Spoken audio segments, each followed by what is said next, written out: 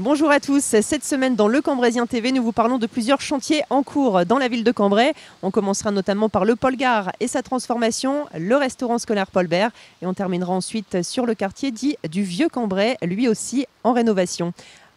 On regarde ça tout de suite.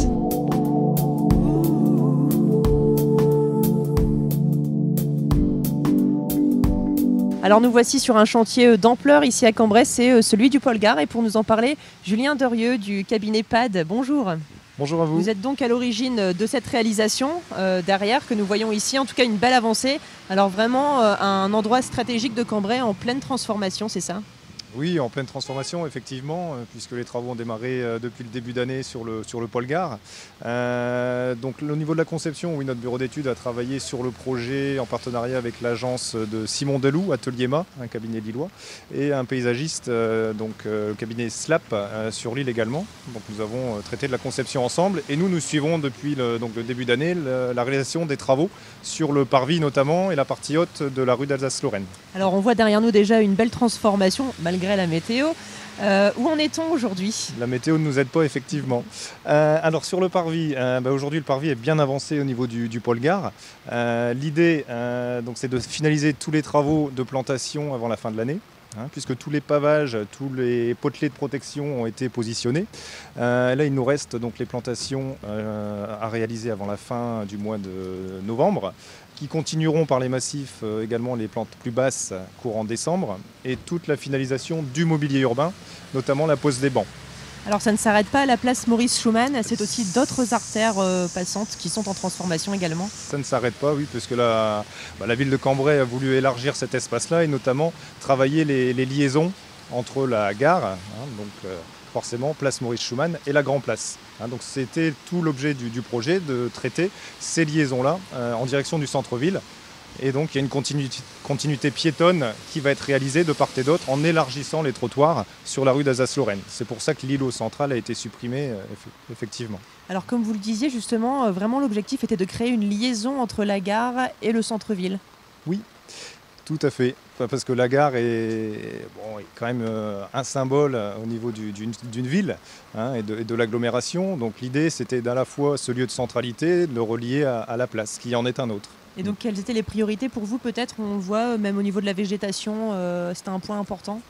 Oui, point important, effectivement. La place était très minérale anciennement, on avait beaucoup de stationnement de bus et autres, et de cars d'ailleurs. L'idée, c'était vraiment de rouvrir l'espace et d'affirmer ce caractère de centralité et de donner la place. On voit qu'il y a beaucoup de scolaires qui sont là en place, beaucoup de liaisons.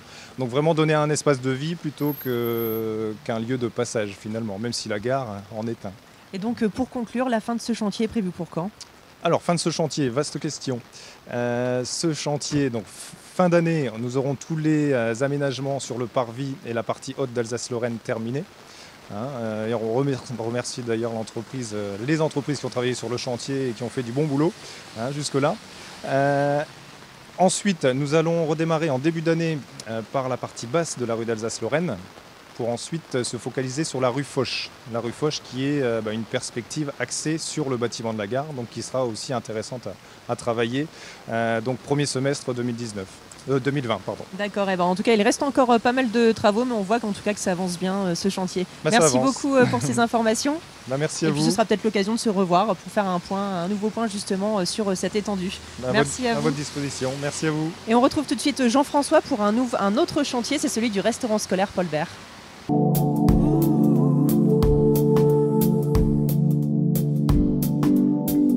Merci Marine. Effectivement, on se retrouve ici sur le chantier du prochain restaurant scolaire à Paul Bert, à l'école Paul Bert, avec Philippe Daucourt du cabinet du Four.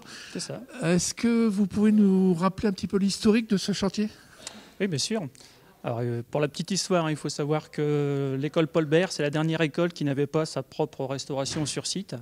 Les gamins étaient obligés, les élèves, d'aller au restaurant central pour pouvoir aller manger. Donc il y avait des allées-venues qui n'étaient pas très très sympathiques au bout d'un moment. Donc on était vraiment la dernière école où on n'a pas la restauration sur place.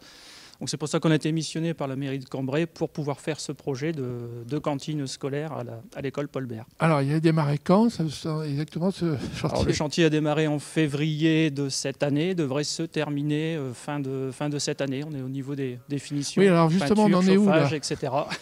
Donc il reste quoi là? Les peintures, le Là, carrelage si on est aussi sur les aménagements, oui, il n'y a pas de carrelage au sol ici, c'est du sol souple. D'accord. Parce que dans la configuration des lieux, on a voulu faire une salle. On est sur la restauration scolaire en fait, mais la salle principale ici, on est sur un plateau de 150 mètres carrés. Et on va avoir des baies vitrées ici sur l'arrière avec un self. Et cette partie-là va pouvoir être fermée de telle façon à ce que ce lieu puisse servir à autre chose que la restauration scolaire, donc faire du périscolaire en même temps. Donc on a un espace qui est multifonction. Ouais, c'est ça. Alors on pourra prévoir combien d'élèves en repas ici? Alors ici on est sur une base qui va de 110 à 150 à peu près repas jour, qu'on va faire en 2 services, en self forcément. On a voulu faire du self parce que le service à table, c'est plus quelque chose qui est très développé en ce moment. Les gamins, voilà, tout à fait. Et les gamins préfèrent aller se servir comme à la restauration quand ils vont au restaurant de façon classique, quoi. Donc il y a combien au maximum on peut faire en 2 services, je suppose? On le fait en 2 services, oui, donc 2 services, une capacité qui va de 110 à 150, peut-être même plus, ça va dépendre de... On peut même augmenter si le besoin fait que, voilà. Bien, donc livraison, vous avez dit à peu près... Allez. Livraison, on termine normalement le chantier, si tout se passe bien, qu'il n'y a pas d'intempéries d'impair, fin de cette année. Et on mettra en service, toujours si tout va bien, à partir de l'année prochaine, donc janvier 2020. Avec le respect évidemment des règles d'hygiène, de sécurité. Tout à fait, oui, tout à fait. C'est obligatoire. Donc je ne vous ai pas dit, mais on est en service liaison chaude. Donc les repas viennent de la cuisine centrale et sont réchauffés ici sur place, prêts à être consommés. Donc les gamins qui viendront au self chercher leur repas, ils viendront s'asseoir après. Eh bien, c'est tout le mal qu'on leur souhaite de bien manger en tout cas. Merci Philippe. Je vous en prie.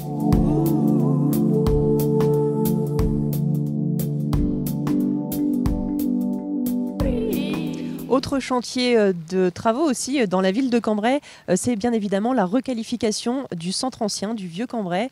Thomas des services techniques de la ville, bonjour. Bonjour Marine. Alors c'est l'occasion de nous revoir et de refaire un petit point sur ces travaux qui ont pour vocation de rénover vraiment le vieux Cambrai. Alors où en est-on aujourd'hui? Donc là on a terminé depuis peu la rue Inchy-Lernoyer. Où nous nous trouvons actuellement d'ailleurs. C'est ça.